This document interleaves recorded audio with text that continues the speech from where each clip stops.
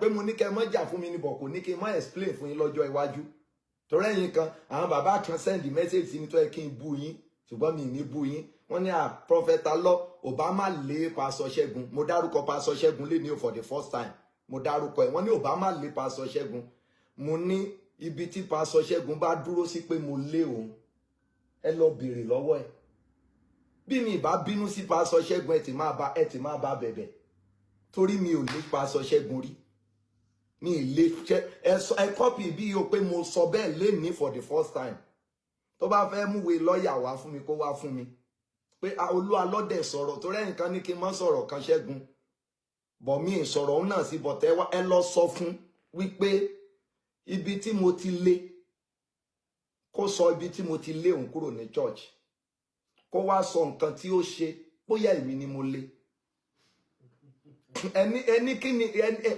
ẹ béèrè lọ́wọ́ ẹ̀ pé kí ni tó ṣe pé ṣé èmi mo lé lẹ́tà tí mo fi lé dà ibẹ̀ ń gangan ni mo sọ fún yín pé àwọn nǹkan kan wà tí mi lè bá yín dá sí mo mọ̀ pé ẹ̀yin bàbá yẹn ń wò mí o wọ́n ní prophet mo dẹ̀ mọ̀ pé ẹ fẹ́ mi ni yóò tọ́nà bíi márùn ẹ̀yin tẹ́ bá ń wo prógámù wa tá a ti dá Pastor Ṣẹ́gun dúró rí náà àìmọye àwọn èèyàn gidi tó lọ lọ́dọ̀ mi àìmọye èèyàn gidi ló ṣe torí wọn lọ lọ́dọ̀ mi mi ò dẹ̀ ṣe torí ti bẹ́ẹ̀ fi wọ́n lẹ̀ torí pé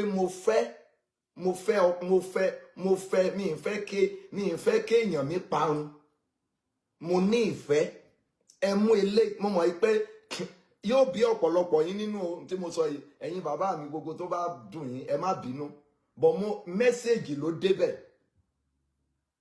ní ilé pásọ ó wà nínú òfin chọ́ọ̀chì wa tí mo ṣe sílẹ̀ pé bọ̀tẹ́ni tó bá lòun lọ kí n jẹ́ kó máa lọ but ẹnikẹ́ni tó bá ṣẹ̀ kí n bá wí tí bá dẹ̀ ti bá wí tó bá ti gbọ́ mi ní problem kò dẹ̀ tí ìṣẹ̀mí mo sọ fún yín Pastor Ṣẹ́gun kò ṣẹ̀mí o no kò ṣẹ̀mí o kò ṣẹ̀mí rárá ẹ tún sọ yẹn náà pé mo sọ fún tó bá ṣẹ̀mí ó mọ̀ mí wòlíì ni mi tí lè bá dá o ó mọ̀ mí so gbogbo eléyìí tó ń ṣe yẹn kò ṣẹ̀mí Ọlọ́run dẹ̀ rí mi so gbogbo ẹ̀yin bàbá tí ẹ ń sọ ẹ pọ̀ ní o mi ì fi defend ara mi ẹ rí pé mi ì sọ nǹkan kan náà báyìí but tán bá kàn ti béèrè lọ́wọ́ yẹn sọ pé olólé ọ kí ló dé tó fi lé ọ ṣóun ló lé ọ ni ṣó kọ̀wé fún ẹ ni tàbí ó sọ fún ẹ pé máa lọ kò jù bẹ́ẹ̀ lọ kí ló bá wá lè sọ bẹ́ẹ̀ bọ̀ṣẹ́ ń pé lónìí olótìtọ́ ìlú òun ni àṣekà ìlú òun nìka ìlú ẹ rí i pé láti bí odidi oṣù mẹ́rin tán ti ń fà mí kiri mi ò dá sí wọn mi ì sì wò wọn but kíní yẹn ń pọ̀ jù embarrassment yẹn ó ti pọ̀ jù gbogbo pásọ̀ wọn máa bẹ̀ mí pé ẹjọ́ ẹ dáríjì Pastor Ṣẹ́gun mo ní Pastor Ṣẹ́gun ṣẹ̀mí títí di èní kò ṣẹ̀mí rárá o kò ṣẹ̀mí because òun ni mo fẹ́ràn jù òun ni mo fẹ́ràn jù so ìfẹ́ dẹ̀ lélẹ́yìí ó máa ń bu ẹ̀ṣẹ̀ mọ́lẹ̀ irú ibi tí mo ti sọ pé kò ṣẹ̀mí ẹ̀ lè rí bẹ̀ yẹn fún o kò ṣẹ̀mí rárá o torí pé oore ọ̀fẹ́ tó ní kò sẹ́ni tó ní lọ́dọ̀ mi so oore ọ̀fẹ́ lórí lọ́dọ̀ mi tó wá kà sí right oore opportunity ẹ mọ̀ dájú pé opportunity is not your right ó kàn rí opportunity lọ́dọ̀ mi ni ló kà sí right òun ọ̀rẹ́ mi bó ló ti bá mi ṣọ̀rẹ́ bó ni mo ti ṣọ̀rẹ́ pẹ̀lú Ṣẹ́gun bó ló ti bá mi dájọ́ lẹ̀ ìjọ wo ló bá mi dálẹ̀ ṣebí dádì ẹ ní church èèyàn mélòó ló wà ńbẹ̀ kí ló dé tí ò lọ àná tí ṣẹbó lọ ọbẹ̀ ṣẹbó lọ síbẹ̀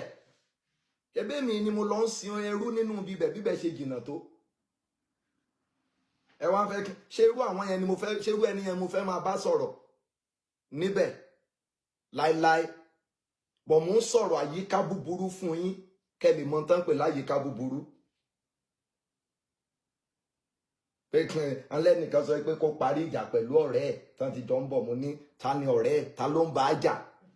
ṣé irú Pastor ṣé àjìnà síra púpọ̀ mi ń ṣẹgbẹ́ ẹ̀ lọ́jọ́ orí mi kò bá mi dájọ́ lẹ̀ kò fún mi lówó síṣẹ́ Olúwa ó ń gbowó oṣù lọ́wọ́ mi ohun tó gbà lọ́wọ́ mi ju owó oṣù lọ ẹni mo sọ bẹ́ẹ̀ kó lè wá bá mi kó lè múwèé lọ́ọ̀yà rẹ̀ wá ṣé mo pé mo dárúkọ ẹ̀ báyìí mi ì dẹ̀ dárúkọ rẹ̀ fún ibi. So mo ń sọ fún ọ pé tí ogun àyíká búburú ò bá